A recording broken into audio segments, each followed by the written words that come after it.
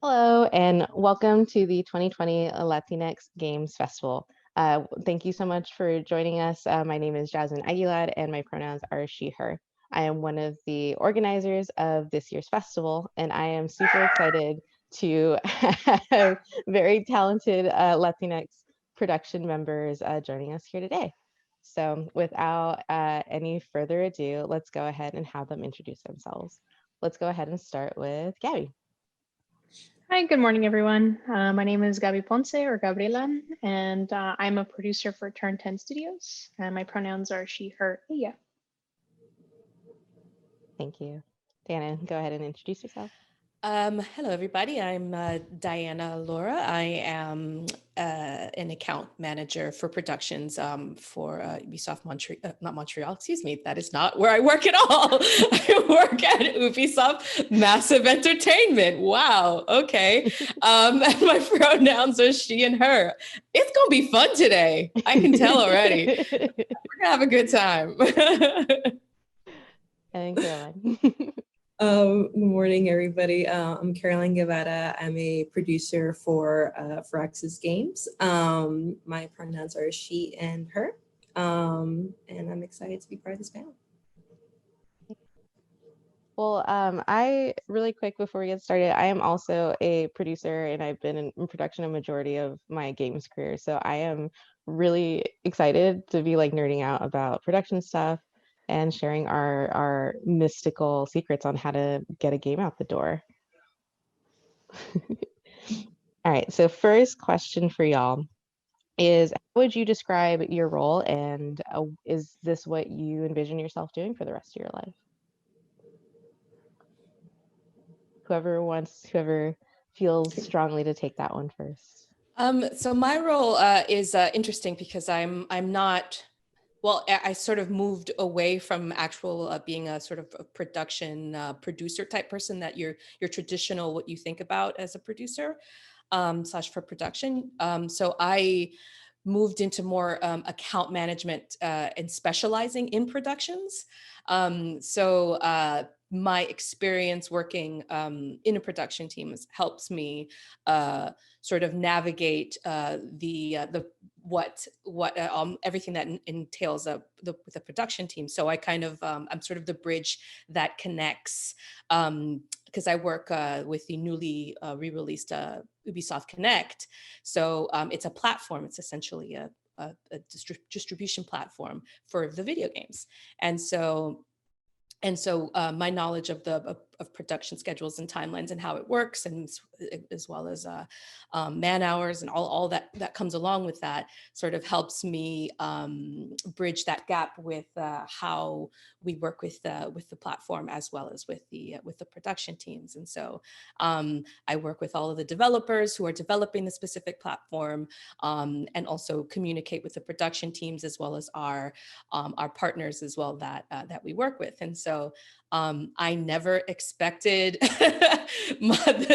this interesting, fantastic sort of role to kind of fit, because I've always been like, I want to be a producer. I want to move my way up, and I took sort of my skills in collaboration and time management and working with people and a little and a little bit of charisma, and I kind of threw that all together, and it became sort of like this perfect storm of a role, and it's really awesome. I enjoy it very much.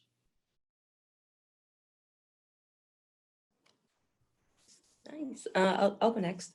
So let me see here. How can I start this? So I used to be a publishing producer. That's kind of how I started out first with Cartoon Network. And so I would really just work with like indie devs, and they'd be like smaller teams in between, like sometimes it would be like one person, or sometimes it'd be like a small group of like 5 to 10 guys. And it was like really fun, just like seeing like their whole process and how they kind of did like their own schedules. And, me, of course, like being on the publishing side, it'd be like, oh, wait, we need to get this out by like March, let's say. And so I really just started to like, just really enjoy how to schedule things and just how to like work with teams and just work with so many different personalities, and just find like that spark, like that sparking between like the different sets of teams to just like make them more cohesive. And then recently, as of last year, I joined Firaxis Games, where it's more internal development. And I oversee it's more like art disciplines, so like character art and like rigging and like concept too. And I really enjoyed that, just like seeing the whole like creative process and having to kind of just like lay that foundation down like with them and making sure that, you know, my character models have what they need, that the concept artists, like they understand like what the creative director wants, or that technical animation folks, that they understand like what's coming down the pipeline. It's just like all these little intricate things that I didn't think I would enjoy, but the more and more like I got deeper into it, I'm like, oh no, wait, I like this. I like, you know, coordinating. I like having people talk to one another. I love like creating all these relationships and, you know, just like building all these friendships too, also like at my studio, because it's just like, I feel it's just such an important quality to have to, you know, like sure you work every day in and out, but at the same time, it's like you need that cohesiveness, that friendship to that level of respect, really, you know, to work with your teams and to keep to schedule.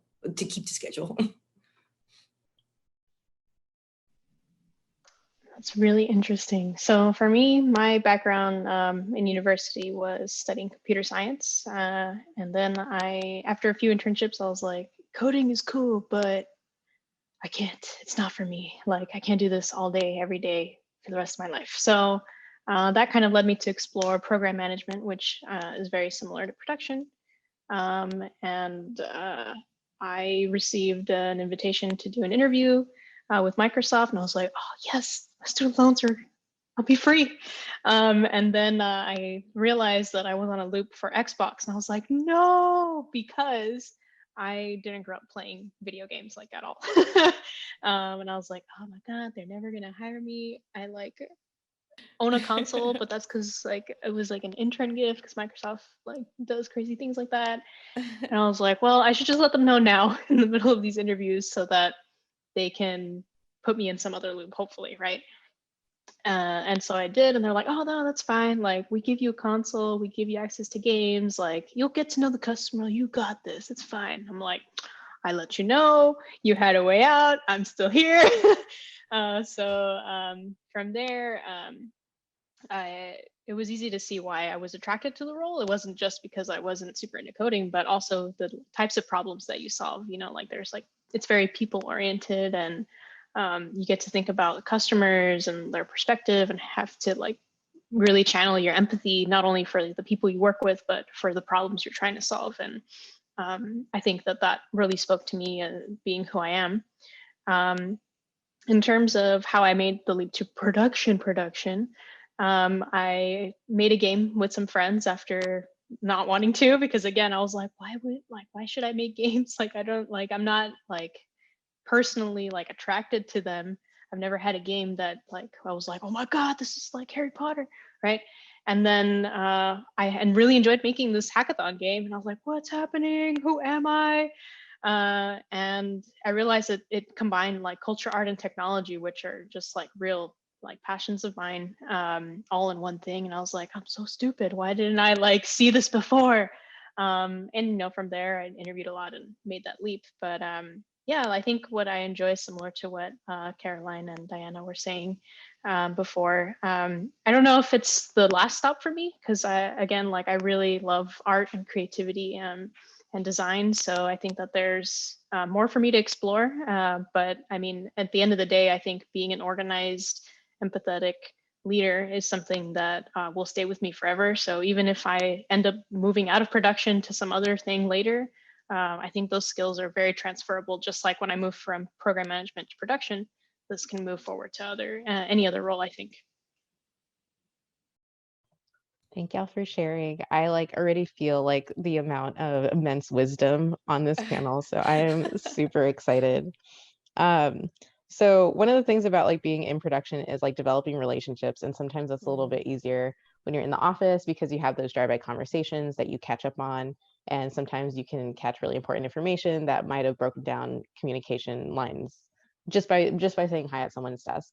So now that we're all working from home for the most part, how has that changed the way that you interact with your teams, and what are some of the hardest parts about switching to work from home? I have like a long laundry list. Yeah, that's really hard. Right. Where do we even begin? Right, exactly. Just being in production. I feel like when all of this started, like it was just such a scramble, you know, like even just right before we're like, okay, who's taking their machine home? Who's like VPNing in? Who needs this? Who needs that? Who needs a tablet? Who like it was just, you know, just craziness kind of going back and forth, just trying to organize that in between like the whole production team. And even now it's gotten so much better. But it's been a lot of like, you know, in between like Zoom hallway chats is what we're calling them, of like, hey, you got like 5 minutes, just like hop on a Zoom call, or, you know, just Slack, you're on Slack like 24, not 24, you know, just like all the time you're on Slack, like now with like different Slack channels. What's helped me, I feel, is just like just daily check-ins, you know, like I used to not do daily check-ins like so often, just because, you know, character modeling team, it's like, okay, you're working on the same model for like 2 weeks or something like that. So it doesn't need that many check-ins. So it's been like, hey, good morning, guys, making sure you're okay, everything, you know, do you need anything? Do I need to change something, like process-wise? You're just keeping it open and, you know, just like flowing. And also just like a lot of reorganization of just Slack channels in general, just like, let's just make one bigger one, or just like, you know, just like pods in a way to just like keep communication flowing. That's something that we definitely had to change. Definitely. We had to reorganize how we, our stand-ups in general. We had to organize how we recorded meetings. Every meeting gets recorded. Every meeting needs to be recorded. We reorganized initially. Obviously we would take meeting notes and like and send summaries, but now the meeting notes are much more succinct, because you know we're constantly online. It feels like we're online like too much. It's so much so that I used to love playing PC games, and now like I don't play as many PC games because I'm on my PC all the time. So you know, it's just like succinct notes that get right to the point. We've had to just organize a lot and really be creative on how we check in on each other, because of the fact that my particular team, we're worldwide. So you know, I'm working. I have my team, my production team for the platform, the distribution platform here in Malmo, Sweden. But then I have folks in Montreal, and I have folks in Shanghai. I have folks everywhere, and so we're all communicating with each other. And on top of that, I also have the production teams that are all over the place. Ubisoft has studios all over the world. And so we are constantly in communication with all of them and having to sort of adjust that. And then also really it's really organizing our time too, and being super aware of our screen time, but also how, you know, how we're communicating with each other. If I get an email from somebody at 8 p.m. my time, and I know that they're on my, you know, in my time zone, I message them and I go, can you please sign off? Like, please don't, like, you should not be working right now. And also just sort of like, because we have to take care of each other as well. I feel like, as you know, now that our part of our job is kind of making sure that, you know, we're not burning out personally, and also that our teams aren't burning out as well. So it's been a very interesting and in some cases difficult adjustment. Yeah. Yeah, I think I would agree with that in terms of the burnout. Burnout's real. Like, it was already pretty real before, especially in our industry, I think. But I think people feel it more because it's, at least from what I've observed, and a lot of people on the team use this as their social hour as well as their work hour. So I think like we have a similar challenge at our studio where people want to keep working because they like don't have other things to do like they normally would. And I think it's challenging to say, hey, like, you know, pace yourself, because this shit's here for a long time. And like it's not going to stop, and you need to be able to sustain yourself through, you know, full production or whatever, right? And like that stuff's already hard, so, and it's going to be harder because it's probably going to be longer, and this thing's going to keep going on for a while. I think what I have found, you know, kind of to talk to something a little more positive, is that I think my like studio has kind of like bonded a lot more than before. Like we have a bunch of introverted folks. I'm not sure if that's the case for most studios, but there's a lot of introversion, myself included. But I think a lot of us are more comfortable speaking through chat. So like when we have like a huge team meeting, instead of like trying to like rally the applause, you just see like stream of gifs just going through the chat, and you're like, oh my god, they love us. Oh, like, oh, we I've love noticed you. that Good too. job. You know, I've definitely it's noticed so that good, as well. right? It's so like you feel like the energy that you don't normally get to feel when there's a huge studio meeting and everyone was like noise, and like inside they're like, holy shit, this is really cool, but like out on the outside they're like, this is cool. Yeah. You know, and you know, so I really have enjoyed that part of it, and I hope that we figure out a way to kind of continue that going forward. But yeah, I mean, the challenges are there. Like I've never felt busier at the studio, like just from the overwhelming amount of meetings. I think it's forced everyone to be more organized, and in some ways, I think that people push that onto the producers more and more, because they're like, I can't handle this. I'm already dealing with so much shit, and we're like, well, we can't handle it either. So I think that that's been my personal challenge, is I have a huge team. Luckily, I just hired another AP. Yes. So like I have someone to help me out now, but also like, you know, how do we remind people that being organized or taking notes or, you know, like keeping the team flow going doesn't lie on one person, right? It needs to be across the team. So if y'all have tips, send them my way on how to do that. I feel like that's been like a commonality. I'm not sure if it's the same for y'all's teams, but it's like everyone just has almost this base understanding of like we're all in this like together in some shape or form. Some people have families, some people are just living by themselves, or you know, with a significant other or what have you. And it's just I feel like there's just more understanding, you know.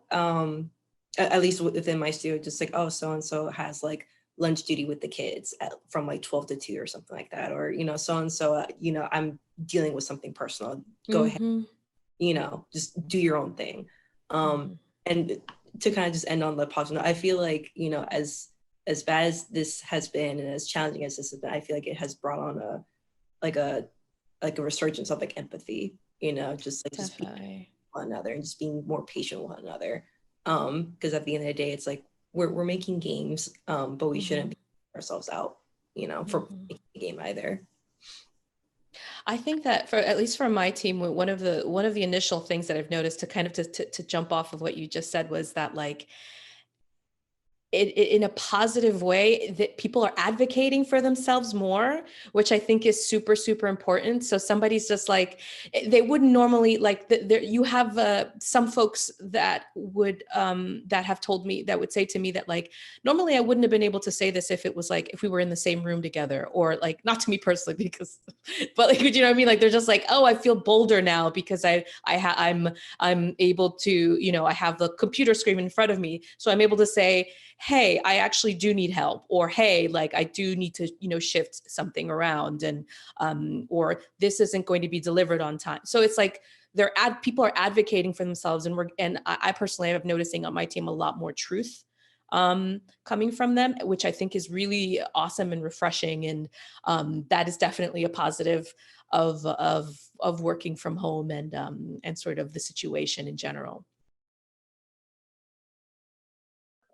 I'm very glad, because I've seen and heard similar things where it has been hard, but the communication and the productivity has gone up for better and also for worse because people are working. But yeah, it's nice to see more empathy and more like humanity.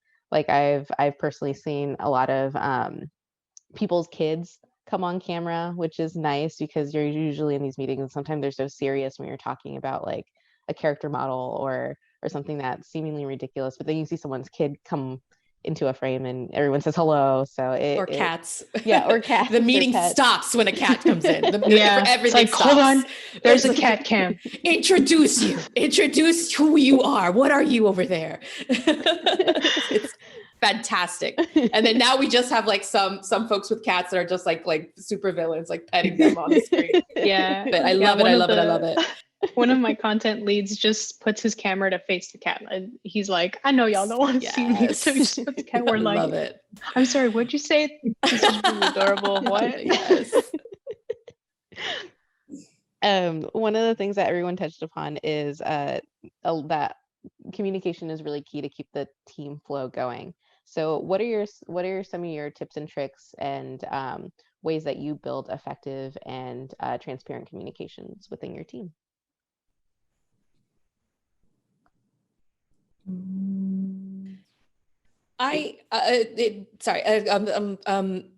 For me personally, I think it's communication has always been like high.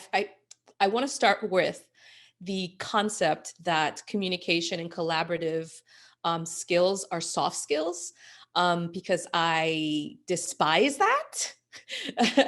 I think in this day and age, I think now, collaboration and communication are two.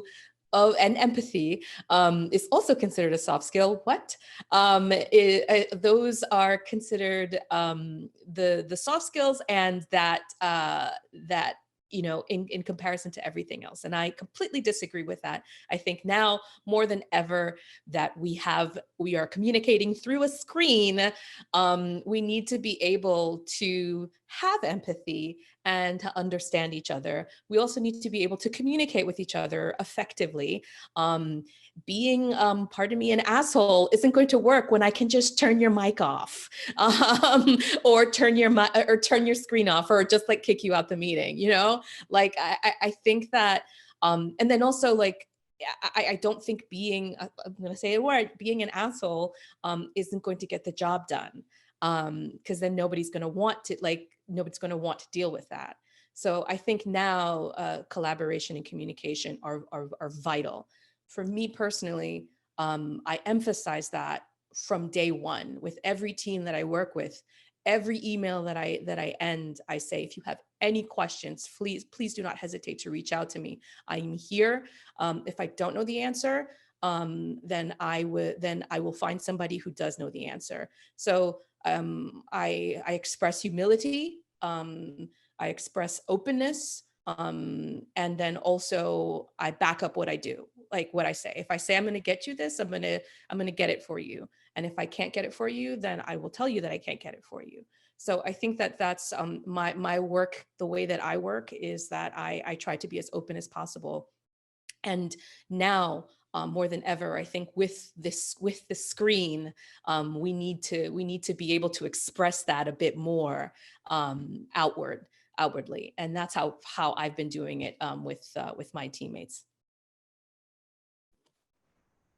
That's such an interesting take, like empathy, as like not a soft skill, because I think that's definitely changed. You're so right. Yeah, it's like now it's like we're in such stressful circumstances. It's just like you have no excuse. Like you said, like we have no excuse to like be an asshole, because like everyone's dealing with this in their own way. Not everyone copes the same way. So it's just like be upfront, be empathetic, be understanding of other people's situations. Exactly. So to kind of piggyback off of that too, like I share like the same sentiments of like, please, like I always tell my teams, like, please guys, like let me know, like, do you need anything? Is there something that I can do to change to make your life easier? I always end my emails the same way of just like, any questions, please do not hesitate to reach out to me. If I know somebody is like starting to either veer away from like their tasks or kind of just like, either take too long, I'm like, hey, are you okay? Is it too difficult for you? Like, do you need help? Like, do you need another artist to like, tell you how to do something, or not tell you, but just like show you something that maybe you're not familiar with? I'm always encouraging like my teams to work like with each other, not just like, okay, well, you have task A and you have task B, that's it. No, it's like, if you're stuck with something, like, please, like, use each other as a resource. Like, we're all here working again together on a game. Like, chances are they know something that maybe you don't know, and vice versa. Like, just help each other out. And what was the other thing I was going to go with? That, like, accountability too. You know, it's just like, like we're in, again, like, this day of age where it's like, I don't want to say there's no excuse, but it's like there's Slack, there's email. Like, I give you my work phone. Like, some people use my personal phone number. So I'm just like, just please let me know. Like, and don't say that I'm not there for you, kind of thing. Like, my door is always open. So just trying to, like, you know, dot your I's and cross your T's. Like, just keeping that communication, like, open and flowing between, like, everybody.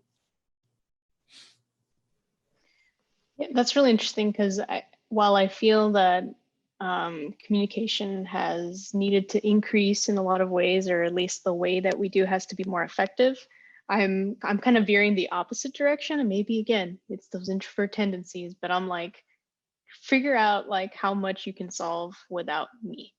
Like, I think, at least for me, like, how I approach production in general is like, I want to work myself out of a job. Like, if I created like the perfect production system, like Nice. people would just like be able to do it all on their own. They wouldn't need me, and that would be like a great day.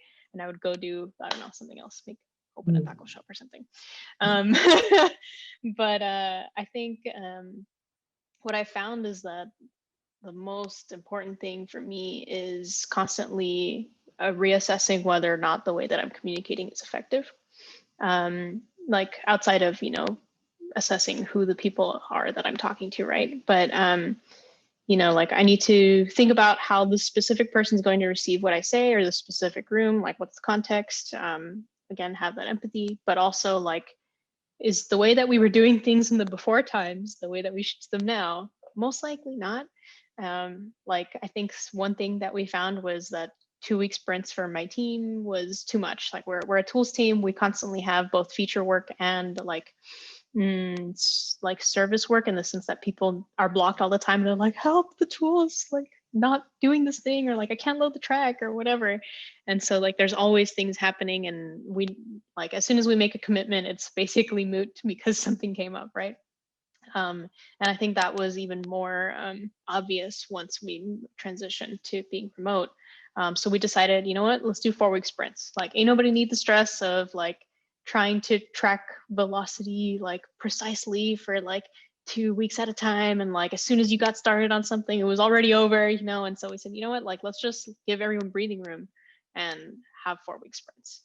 And I think that, like, that's an example of, like, maybe that's not communication specifically, but I think through the like open communication of, hey, I feel like I can't get anything done anymore. Like, the days are blending together. I don't know what week it is. Like, are we still in 2020? You know, like that open communication and honesty between the team, between me and them, and between themselves, like, helped push on like challenging the norms that we had established before. And I think that that leads to more powerful communication, because again, you're thinking about yourself, you're thinking about other people, you're thinking about how we can work better together, and not taking anything as like, well, this is just the way it is, because literally everything that was the way it was challenged by this virus, right? So I It think sounded like y'all been had just helpful for me. adapted. Like, you Yeah, just we just like adapted. flow. You're Yeah. flowing and adapting. I mean, it took time. It took time, not gonna lie, right? But yeah, like, that's, you know, that's what we have to do. And I think that that is a helpful lesson that's going to hopefully, you know, stick around in the after times too, right? Like, this, the kinds of issues that we see people facing at home don't disappear, right? Like, those kids are still there, those cats are still there, you know, like the anxiety, depression still there. So like, how do you remember that when you go back and you don't see it every day, day to day, and take that into account for the processes that you put in place to keep talking and all that stuff. So that's brilliant. I never even thought of that. I never even, wow. Just, girl, you just blew my mind. I need a second. Yes. I think similarly to you, Gabby, like I am also a believer in that, like, we need to address like if the thing that was working in the past is working for us now. So I am like 150% believer in the retrospective, and every single studio I've brought that with me. And it's funny that they weren't doing them before. So then I will talk them up and be like, these are the best things ever. And I'll do them with my team. And then they come out of it and they're like, these are one of the most helpful things that we've ever done, because not only does it give them a space to air any grievances or anything that didn't work in the past, but it also gives them a chance to talk to each other and give the team give each other feedback, and me just kind of act as a moderator. I rarely speak in the retrospectives and just kind of let my team go unless something escalates, but it gives them a chance to figure out how to communicate with each other and how to come up with solutions with each other. So yeah, I am a very firm believer in the retrospective and having your team figure out solutions with each other. All right, let's talk about plans and schedules. How do y'all account for plans and schedules with so many unknowns and so many things that just could go wrong?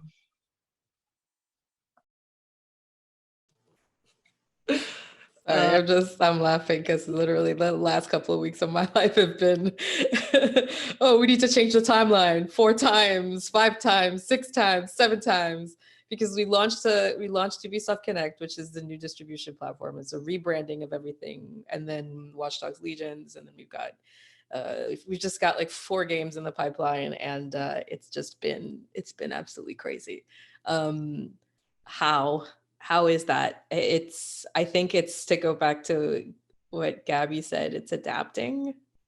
It's a lot of adapting and going with the flow and shooting off emails. Thank goodness for Slack/Teams and quick turnarounds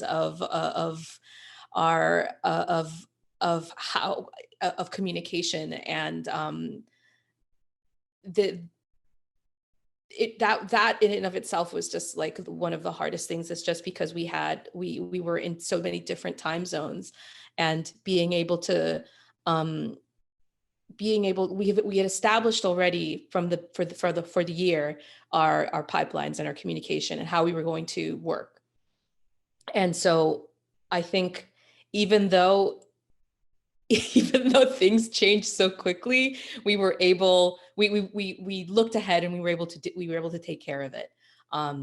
Lots of meetings, lots of communication, lots of adapting, lots of standing up from my desk and going to get a coffee to take a breath. I think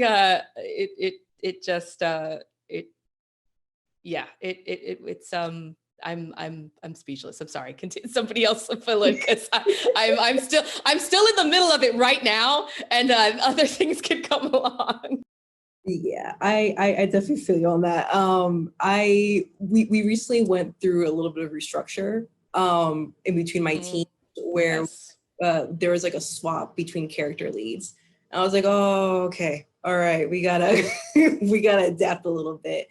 And so how things used to work, it was like, okay, when a character is done, then pass on to rigging, but they would like go through me, and then just like it was a lot of like running around basically. And so just from like that changing of the guards, like we just had to just look at everything again, just like, this isn't working. Like I'm stressed out, character lead is stressed out, the technical animator lead is stressed out. I'm like, let's just mesh it into one thing. And so now like we found, oh my God, like we're communicating, things are flowing, things are nice. And that's even helped with like planning in the long run, where it's just like, okay, if characters like A, B, C through F or whatever are coming down the pipeline, then we can start to pull in these rigging tasks. And then like by that time, animation will have this ready, and it just like starts to flow just so much more like nicer now. And so I think it kind of just, going back to like what Gabby was saying, just like, just changing things up and just like adapting to like new structures, new teams, new circumstances and whatnot. I mean, I really do feel like that's the key to like maintaining as much as you can as a producer, like your schedule, just like looking ahead and seeing like what can you move to just like make like not only your own life easier, but just like the team's life like easier as well. I had to put my foot down a couple of occasionally too. I had to be like, okay, we've established this specific form of, as an example, documentation, and we're like, okay, we have this particular documentation that explains this particular process, and nobody was using it, and I had to be like, okay, I'm not going to keep making, I know, right? Oof, don't get me started. I make beautiful graphs and beautiful spreadsheets and there were several times, just last week where I was like, is anyone even reading this? Because the questions you are asking me right now are literally in this piece of paper right now, or in this file. And I had to put my foot down and be like, okay, if nobody's going to read this, I'm going to sever the link. We're not going to be using this, and I'm going to recreate a different way of how we're going to communicate. And I ended up creating this like one private chat room with all high level people. Everybody's in there, and then we're just like, okay, let's talk about this. We have this thing that's happening. I'm going to make a phone call, or I'm going to bring us all together. And that's how we're going to figure this out and plan this particular topic out. So it's just like, it's sometimes making that executive decision and jumping that process that you had created like months ago and saying, okay, we're going to do it all over again. And we're going to start anew. Adapting, Gaby, is the way to do it. Yeah, definitely. Yeah, I think that's probably the most helpful lesson I've learned in production and just my time as a program manager was the need to be flexible, because as much as we want to predict the future, we can't. Yeah. Nobody can. Like sometimes there's a little bit more certainty. Like for example, if you're working like on a gameplay team and you've locked the designs down enough that you're like pretty sure it's not going to change that much, then you have you're like, all right, here's the burn down of like what we know we need to do, and then the other 50% we'll figure out as we go. But on at least on the tool side, again, like we're very much like a service team, at least in the sense that we're in service to all of the artists in our studio. So I think what I have found, like to practically apply that, is to always schedule in like a lot of buffer time, and by a lot I mean like 50% of our time. Like there's always something new that's going to come up. The plans that we make, the commitments that we make are likely going to change immediately. So if we can't deliver on some of those things, then why are we trying to say that we're going to do it from the beginning? I think the way that I do like my quarterly planning with the team, which is where we plan it for 3 months at a time, is have like what features do we absolutely need to do? Like what has to come in? All right, we will like shoot to do these. Let's see if it like works with who's here, and do we have the skill set, and blah blah blah. And then we say, all right, like this is what we are hoping to achieve with our time.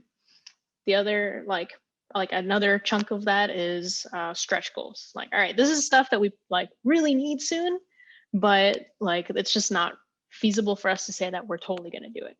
So now like like kind of the level of like certainty is lower, right? And then you have like the service time, which involves both dedicated people to helping firefight issues each week, but also time that says like shit's gonna happen, and like this is where that part goes. Some of it goes to the like person who's like on call, and some of it goes to just the rest of the team, because we don't know what skill set we're gonna need. And I think that that's been helpful to try to put, because I think if like you're like too flexible and too ambiguous, then it's too chaotic. Like people don't know like where are we going? Like we're on this trip and we're just driving to nowhere. So I think there has to be some amount of like, all right, we don't know what's going to happen, but if all else fails, here's the order of the next 3 things you got to do. And sometimes you don't even have that, which is painful, but you try to at least achieve as much of that as possible, so that someone knows, okay, I can plan like this part of my life, this small part of my life. And again, going back to the pandemic, like we don't know what's going to happen. Like I still remember when I was like, oh, this is going to be like 2 weeks to 2.5 months, it'll be fine. And then I was like, it's May. Oh my God, here we go. And I had to be like, okay, this is a marathon. And then it's like July, August. I'm like, this is an ultra marathon with no end. And I think it's kind of the same thing, right? Like when you approach work, you got to think about like, how much do you actually know? And what you likely know is today, maybe the rest of the week if you're like lucky, but honestly, like even that's a challenge. So just trying to find pockets of certainty that you can guarantee the team, I think is helpful for them to have structure. But then again, like we were all saying, like, gotta be flexible to everything else. Yeah. in my case too, because I do work with the literal production teams of, you know, like Watch Dogs or Assassin's Creed or whatever, but I also work with the production teams for the distribution platform, and then I also have, you know, the HQ that I need to also follow up with, you know, a lot of, as well as is trying to find trying to find that middle ground, and also negotiation, I think is another vital skill that I don't think that many people talk about as well when it comes to, you know, being in this sort of project management producer sort of productions, you know, skill set that you want to have. You need to be able to sort of navigate different types of people, different positions, different roles, different, you know, everywhere, and sort of saying, okay, if you're, what do you do when everything is prize zero? Like if everything is prize zero, how do you organize your prize, everything from prize zero, 1.2, 1.1, Classic interview question. It's like, what do you do? Like, answer me. And you're like, it's so hard. But you know, you have to sort of, it is that classic sort of interview question. And it really is a lot of negotiation, and I think that's another thing that, like, we've had to do a lot these past couple of weeks. Still doing it.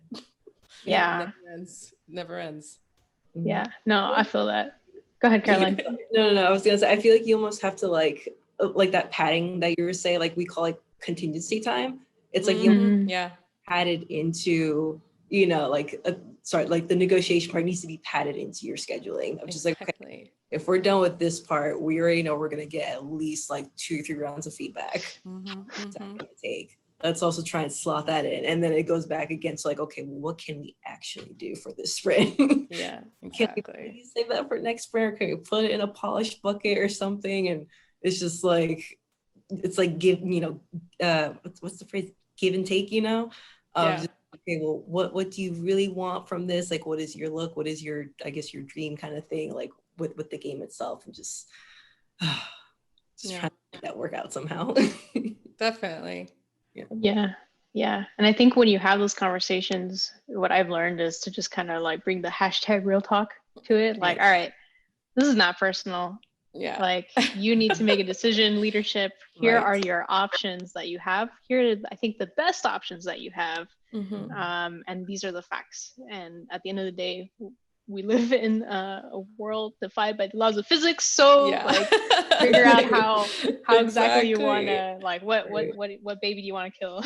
Exactly. You know, or like postpone the birth of, I guess. But you know, like, you gotta figure out how to tell people, like, even if they don't want to hear it, like, here's the reality that we sit in. Like, how do you want to do this? And then also, like, figure out at what level do you, like, shake someone's world, and when, right? Like, I think I used to be on a team where everything was changing all the time, and you're like, this is too fast. Like, I don't know what's happening. Nobody knows what's happening. This guy's building it, that guy's building it too, and like, they didn't talk, like, nobody knew to talk to them. So at some point it's like, all right, like, how painful is it going to be for me to tell them, you know what, I know you dedicated 3 sprints to this, but we got to pause it, you know? Versus like, all right, just keep going. We might need to pause it, but keep going. And then you go figure out, like, the other shitstorm with the leadership, and then come back, right? But it's all a balance. And then occasionally, you know, you have the president of which happened when I was working production for the division. You have, like, the president come in and going, oh, I want this feature, and you're like, the game launches in a month. How? And then he just throws the bomb in, and you got to get it done. Which is always so much fun. And then you're given the impossible task, and you got to make miracles happen. And you're just like, all right, I'm going to assemble my Avenger squad, and we're going to get it done. It's just like, going to pull these people. Are you okay with it? Cool. All right, I'll see you later. We're going to get it done. Yeah. Or even clarify too, be like, when you said you want this, Yeah, can you did just you mean launch?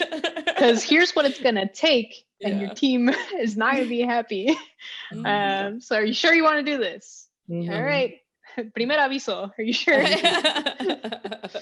The amount of pro and con lists I've had to make, of just like, okay, this is what you want, right? So this is what we'll have to push, but this is what you'll get. So like, Yeah. what do you want? And it's just Mhm, mhm. gosh. Exactly. Oh, production.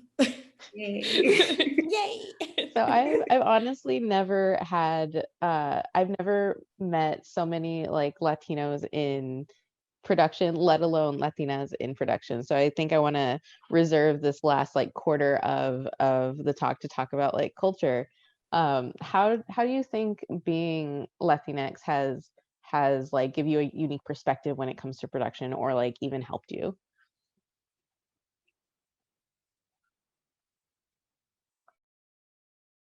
I think for me personally, since everybody's thinking, I'm also thinking, I think me personally, it's, you know, uh, my mother didn't raise an idiot, and my mother didn't raise someone who's going to be quiet and, are we allowed to curse? I wasn't sure. That was one of the questions I forgot to ask in the beginning. We were raised to not take any shit. Okay, let's be real.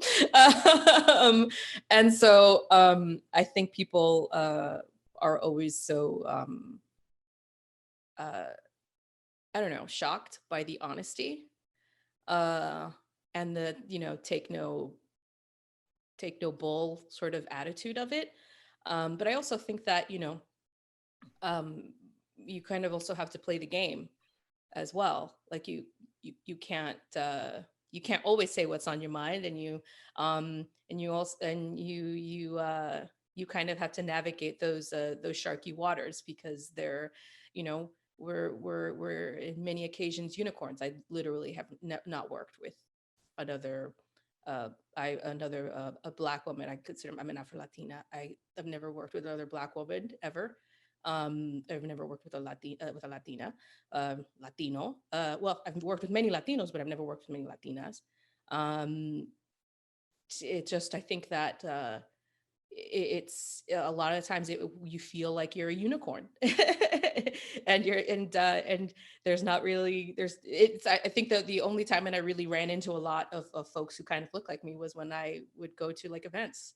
And then that's when we would always just sort of like gel together and just like hang out with each other. And then that's where you saw folks, and that's where you could sort of like, be for the culture and have a good time. And I think great organizations like that Latinx and gaming have really brought that together. These sort of events as well have been fantastic to sort of bring a lot of us to the forefront. That I was just like, yo, I didn't know there were so many of us. What's up? What's going on? Making video games. And where are you? Like, I'm legitimately looking for you. Come and say hi to me. So I think navigating those waters, you have to sort of be mindful, but also for me, again, my mother raised me to be honest, to be kind, to to be smart, and to educate myself and not open my mouth and say stupid things. So that can only speak for myself on my experiences. And yeah, it's been tough, but it's also been very, very rewarding as well. Yeah, I mean, honestly, like co-sign on everything you just said, Diana. Like my mom, also a very strong woman, was very like, don't settle for anything less than what you deserve. Don't, just always fight for what you want. Get what you deserve, kind of, just that same discourse over and over again. And so I feel like I'm always asking like those really tough questions during like production meetings. I'm like, well, did we think about this? Well, what about that? Do you think that's really going to fit into the schedule though? Because I only have so many X amount of artists on my team. And then like people just like their wheels start to turn, and they start to see like different, like they start to think of it in different ways that like wasn't really presented to them, beforehand. Being the only like Latina producer right now in the studio is kind of eye-opening for me, of just like do people just not think differently, or am I like an outlier here, just like thinking this certain way? And it's like they need like these fresh ideas of, a new perspective. And I've been told that like on the side too, like Caroline, like thank you for telling me that, or thank you for saying that, or you brought so many new ideas to the table. Just like, okay, cool. Like I feel nice about myself, and I don't know. It just for me personally, it just makes you think of just like, what if I wasn't here? Like, what if I wasn't where I am today? Like, would you guys still be like, I don't want to say the wrong way, but just like working harder than you should, because you didn't get like another perspective from like someone outside of your usual circle. And so, yeah, it's just interesting. I've only, let's see here, I'm trying to think from Cartoon Network days too. Yeah, I've only worked with one other Black woman producer. She's like the only Black woman producer I've ever worked with, Jen. Ashira, Gaby. Yeah. Yeah, she's the only one that I've like worked with, and like you said, Dan, like we're like unicorns, and it's just like when we see each other, when we see like like us women, like we're women of color, like Latinas or Black women, or what have you. It's just so nice, just like having like that bond almost of like, oh my God, you're here too. We're here, and we're creating this. Yeah. We're elevating one another. Yeah, I always struggle with these kinds of questions. I'm like, is this me? Is this my upbringing? Is this, I don't know which parts are me anymore. And I guess that's kind of the point, right? Of having your culture be you. But I think for me, my culture often manifests itself at work in ways that I don't think are special or unique until someone points it out to me. For example, with our senior leadership team, like every month, I think we meet with them, like the production team meets, and we're like, here's all the shit our team did, yay. And I don't know, like I'm kind of a goofy person, I think. And I try to like make my work more fun because it can be a little dry sometimes, as much as I can, mostly for my own amusement, but also because I like laughing with people. So I remember there was this one time where the head of Xbox Studios had recently done like a Q&A, I think, with everyone, and they had like come to our studio, and he was talking about how like what he saw at Turn 10. He's like, oh, I was really proud of this and that. And then he like talked about like the work that my team was working on. And I was like, oh, Matt Booty's talking about our stuff. This is so cool. And like, I remember taking extra time to go through with like little captions on the video that they sent out. And I screenshotted him talking about like the UI pipeline and the like procedural pipeline or whatever it was. And I put it in my slides as an update, like a whole ass slide is just his face and like the little caption saying like, so proud of this, da, da, da, da, da. And I put like emojis, like the heart eye emoji, the like emoji, and then the surprise Pikachu in the corner, just like, oh, what? Like he talked about us, it's so cool. And like, the room was like, what is happening right now? Like they were like, and I was like, okay, let me explain the slide to all y'all from some other generation. Like the reason that this is here is because he said this, and like these are the emotions that I felt, and it was cool. The end. And like my like skip manager at the time, like he took like a photo of it and then sent it over to to Matt Booty and being like, you shared the screen with Pikachu. He's like, I'm so honored, right? But kind of like inserting those like moments of joy, I think, is part of what my culture brings to my day-to-day. And on a more like common note, like the concept of like valuing other people and family and making everyone around you feel comfortable. Like when they're in your house, right? Like you kind of just like, yeah, and you're here now. So don't be an asshole. I'm gonna kick you out. But like, forming those bonds, like when, you have a visiting outsourced studio coming to your studio to be like, oh, let me like get to know what's going on, like hosting like the first thing they should do is like have a party, right? Like, or like a little like mimosas or something, like, because nobody wants to go to work meetings not knowing who they're actually talking to and like what kind of vibe you give off, and like having a more casual space to kind of understand the dynamics of the group helps then facilitate, okay, like, oh, you're just like talk in your head, like you talk in your head a lot and then you say something. You're not just like being a jerk who's judging me every second. Like I understand that because I was just sharing a donut with you where there was no pressure to like have, you know, any like, you know, work attitude, and it's just chatting. And then that helps facilitate like an actual work conversation where you might have to talk about hard stuff. And, you know, like I just kind of like, I don't know, I guess like I think that those are two concrete examples that I've experienced where, again, I don't know if it's me, I don't know if it's my culture or both, but I think those are two examples where I like bring myself to work. I think I think I definitely, for me, it's definitely culturally, Dominicans be loud. We loud. We so loud. And so like when you said bring joy, I like that really resonated with me, because like that's really one of my tenets, is like wanting to bring joy and spread joy as much as we can. But like, you know, like I don't think I mentioned this in my intro, but like I moved to Sweden. What? Like I moved to Sweden like for work,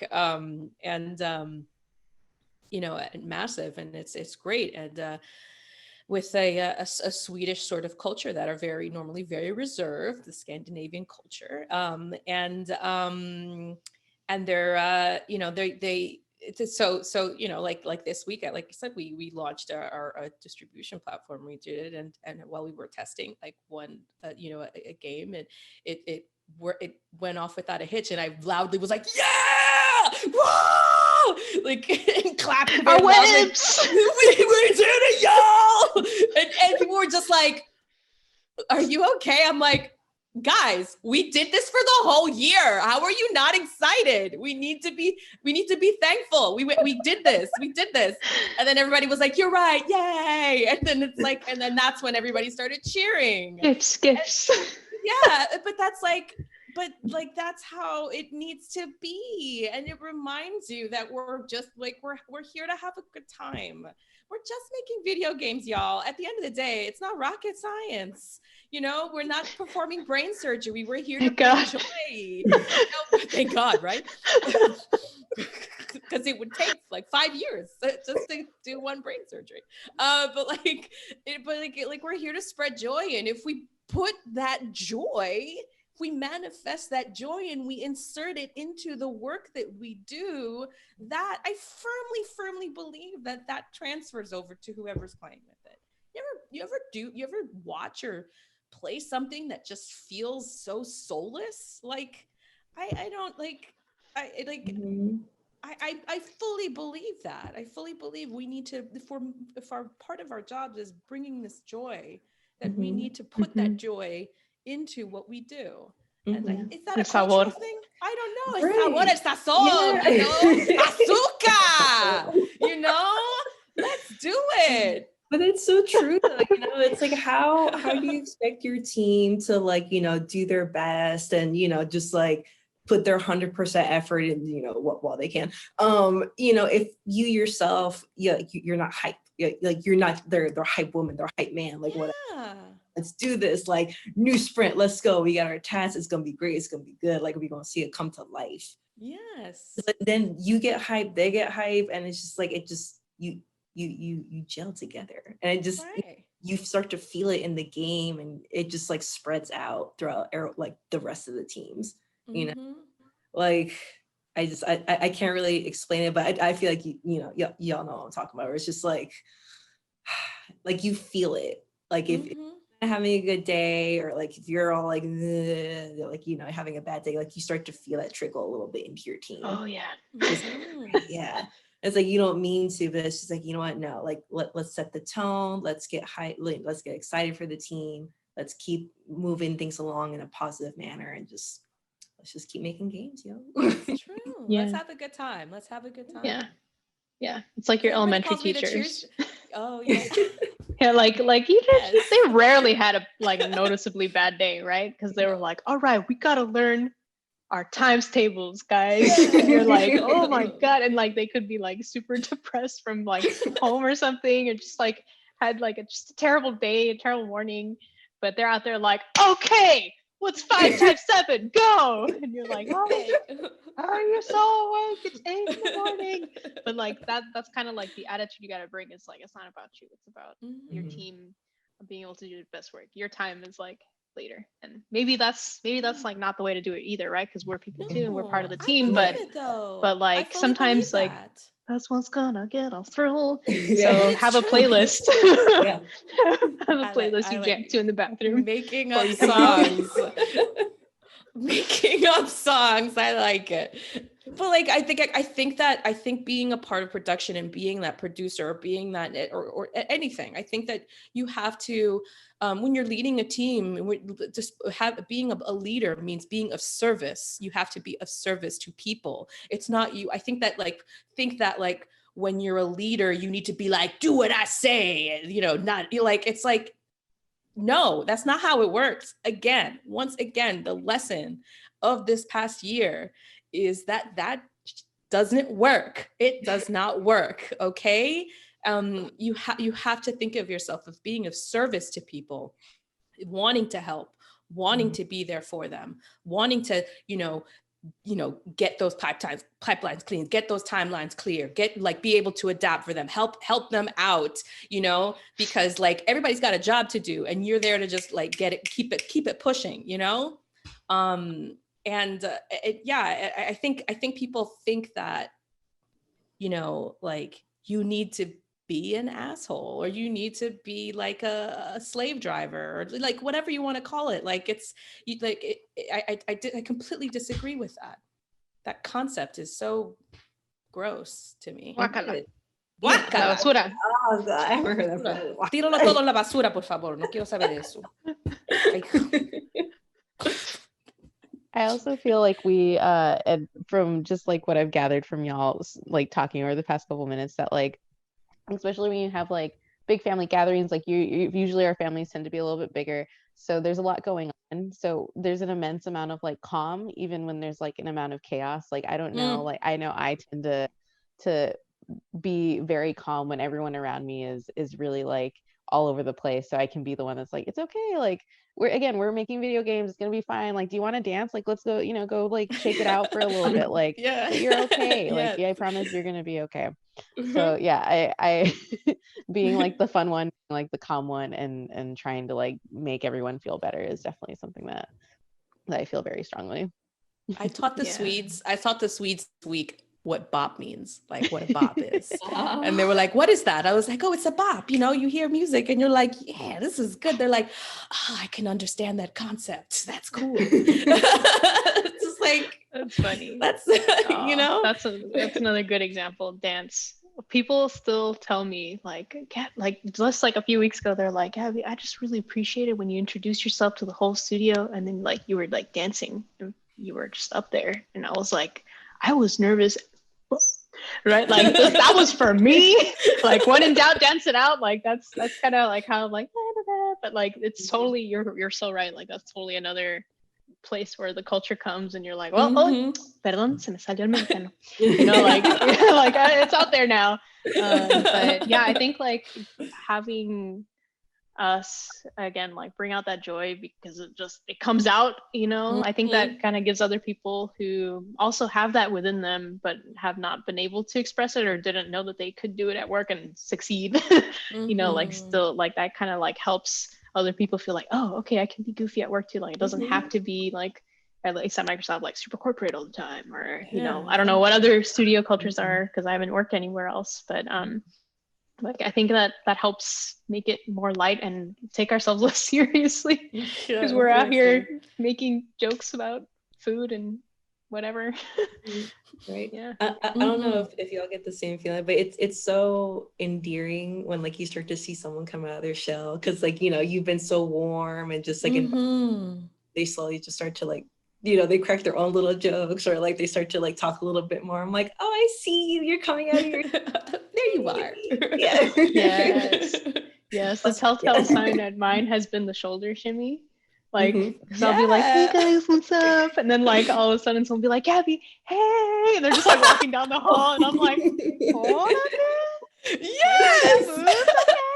It's so good. It's so good. Like, The shoulder Just shimmy knowing, also like, shows up that really you well contributed. on camera. Yeah. Yeah. I I think we like need that. to use our camera more. That's, Uh, that's looking we nice. are sadly coming up on time, What? but I know, but I wanted to ask one last question, because I feel like there's a lot of folk that are watching this in hopes to figure out how to like make it. So, what advice would you give a young aspiring producer or someone that wants to work in production?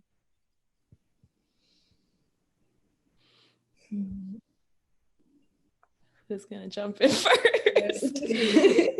That's so heavy. I think never give up, really. And that sounds really super corny. It's like never give up, no matter how much somebody tells you otherwise. And also really like to not discourage yourself either, because I think that that's what a lot of us are taught, is that we need to be humble, but don't be too, don't be too cocky though. Like, but then I think like at least this was something that I have to break right now, like as you know, and now as an adult and as a professional, that I need to remind myself to toot my own horn, and to praise myself, and speak about my accomplishments, and my successes, because part of me is like, you can't be too cocky, Dianna, because then like, you know, I don't know why, because then a cuckoo will come. I have no idea who comes up with this shit. Like, it's so ridiculous. But it's, you know, so it's like, it's that certain part of it has to be, I think it's a cultural thing. It definitely is a cultural thing. At least I know, you know, in my family. And so I need to break that part of me and really embrace the accomplishments. And I think if I had learned this earlier, I'm sure that, you know, I probably would have avoided a lot of like, you know, heartache. But like, I think that now, like, you know, if it's for a young professional who wants to, you know, get into the industry, I think really find that perfect balance of humble and also tooting your horn, and don't listen to what others tell you. I think that's what I would say to them. Oh wow, you basically took all my answers, Dianna. That's great. Sorry. Oh my gosh. Let's see here. I mean, on top of like everything, you know, that she just said, I think just being open, you know, be open to the possibilities that, you know, kind of come your way. I think for me, I was a little bit too like, I mean, well, not a little, but I was definitely timid. I was definitely timid, just like trying to find my way into the industry and trying to figure out, oh, is this okay? Like, can I even do this? Like, am I capable of doing this? Like, just like embracing like those opportunities that kind of come your way. And then just like being open with like the people that you meet. And of course, like, again, or rather not to sound like a broken record, but it's just like being empathetic is a necessity really at this point. It's not a checkbox. It's not like, it's a necessity at this point, you know, and just being like a decent human being, or even more so than that, you know, just like getting into the industry, like, yeah, we're getting bigger, but we're still like a small industry, right? Like everyone still knows somebody on some third, you know, of separation. And so just like, once you start to get into the industry, like talking to people, like just treat them like people, you know, don't be an asshole. Like that's really what it boils down to.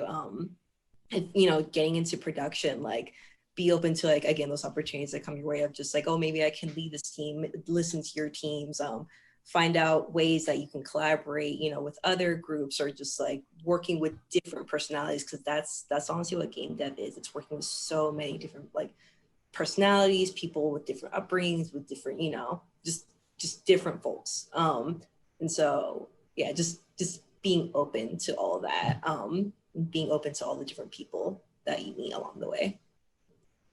Yeah, I think that Mhm. dovetails really nicely into one of the things I was going to say, which is know your team. This might be controversial, I don't know, but something that I have found very useful is understanding different systems that are like personality, ¿cómo se llaman? Like systems, I don't know, where it kind of like breaks down different types of people and behaviors and like why, like motivations for why people are the way that they are. Like that has helped me understand my team more. I mean, like I've had the privilege of working with lots of different people across lots of different teams, and that has always been something that's helpful, where I'm like, why is this guy being big? I mean, like, I don't understand. And then like I'd be like, all right, like always give the benefit of the doubt until proven otherwise. Let's go find out what's going on. Like maybe like there's a misunderstanding. More often than not, there is. Like I think most people just don't realize how they come off, or like they're not thinking about it the way that at least some people do, where they're like, oh, you weren't being rude, like you were just like saying something, right? And not thinking enough about it because you felt that there was more trust than there actually was.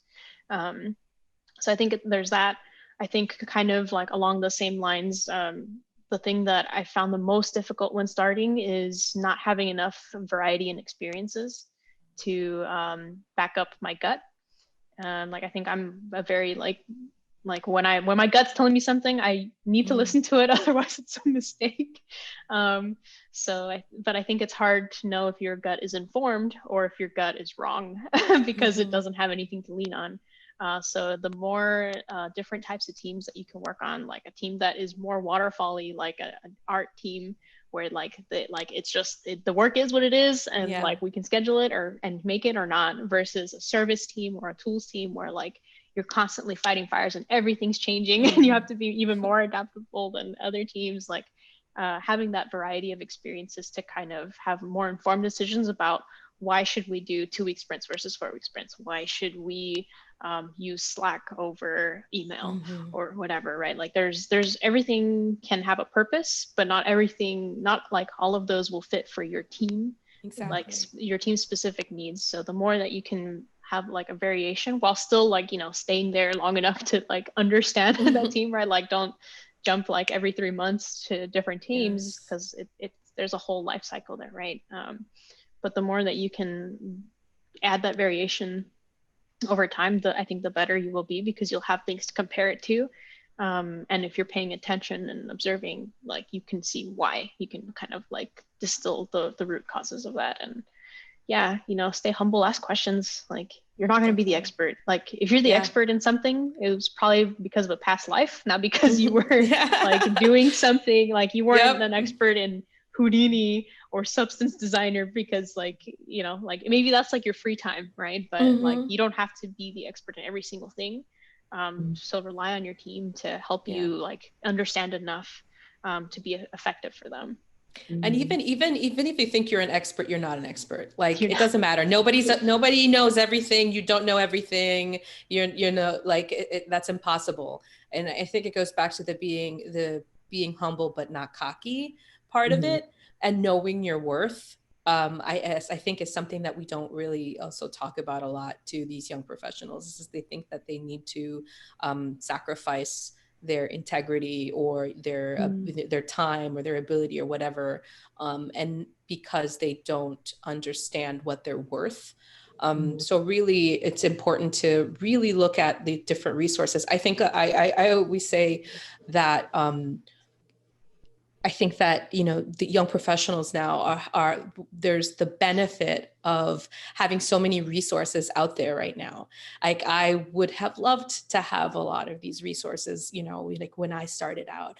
And I didn't have, Latinx in gaming. I didn't have any of those. I didn't have the Latin Games Festival or any of things like that.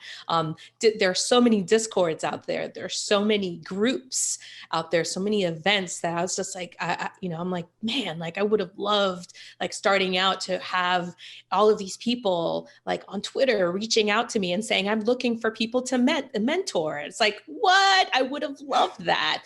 What is a mentor? I don't know what that that is. Like, you know, like I still don't, I'm pretty far along and I still don't know what that is, and what that means. And you have some folks who are like, yeah, I've got like, a couple mentors. I'm like, what? Awesome. Like, you're going to make it very far. Like, good for you.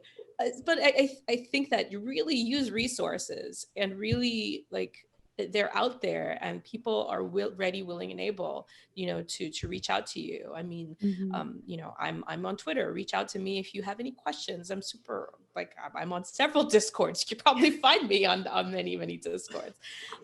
So, like, I think that there are a lot of ways right now to reach out to folks and really be smart about it as well. And also what Caroline said is, I think, is like, it's a small industry. Don't be an asshole, and don't abuse the fact that there are many resources out there too. I mean, there's always a perfect balance, right? Like, right. I feel like I'm saying, use resources, but don't use resources. Be humble, but don't be cocky. No, but it's true. Like, it's that fine, like that fine line, that fine balance cut you off. But it's just like, you can't be like the extreme, right? You can't be like the extreme of the spectrum of just like, you're too humble that you don't recognize that, like, you have several awards that you can definitely put on your resume, but also don't and make that your entire life of like, exactly. Well, this award, it's like, this is why I know everything's like, no, boo boo. You don't know everything. Yeah. I guess one last piece of advice to add on to that is, use your resources. And I think that we don't, young professionals are not taught also, like, knowing your worth in terms of like how to negotiate your salary, and like are taking really low entry level salaries because they think that's what they should.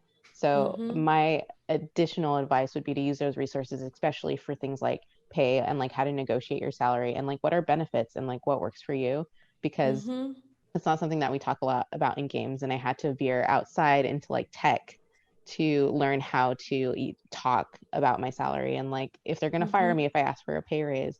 Like, these are things that you should should know if you want. What are your like, rights too if they do fire you? It's like, and as women, we already get paid less, and as Latina women, we already get paid less. So like, we, there's a lot of ways that we need to also advocate for ourselves and educate ourselves. So we need to work a bit harder than some folks out there in order to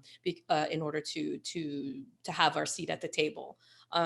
So really agree with you, Jasmine. Use the resources, and really ask for those, ask those questions. If you need salary assistance, there are salary spreadsheets out there now that, that people have put together, like those things exists. We really need to work harder on our end to educate ourselves. And don't be afraid to ask other producers as well, because I think we are so shy to ask other people about what you're getting paid, or like what, what am I supposed to be getting paid, or what does this look like? So don't be afraid to ask as well. Yeah. Protecting your salary only benefits the employer. It doesn't benefit you. Exactly. Gabby, you're... Yeah. I was just saying, on a similar note, like, help each other. Like sometimes I feel like people are really competitive about a job. Like, oh my God, this is the only production job that will ever exist. And like the only one I'll ever like get an offer for if I just don't help other people get there too. Right. Like, like there's like not like, it's not a big industry, but there's a lot of jobs, and the opportunity, if you've gotten an opportunity once, like you're going to get another one. Right. And maybe you weren't ready for that one. Maybe you weren't the right fit for that one, whatever. But like, that doesn't mean that the other person who did get it, who happens to be your friend, or you're like someone you knew, like, I wish they hadn't gotten it. Like, there's no, like, help each other out. Like, at some point, they're probably going to need help from you to get to whatever cool studio you're working at now. Right. That's true. It's like, the more we help each other like get there, the more opportunities we are actually making for ourselves and for other people to come in the door. And even if you think you don't have anything to share yet, just talk to someone who's not where you are yet, and you'll be like, holy shit, I know so much stuff. Like that's how I feel whenever I do these things. I'm like, what do I know that I don't even know that I know now?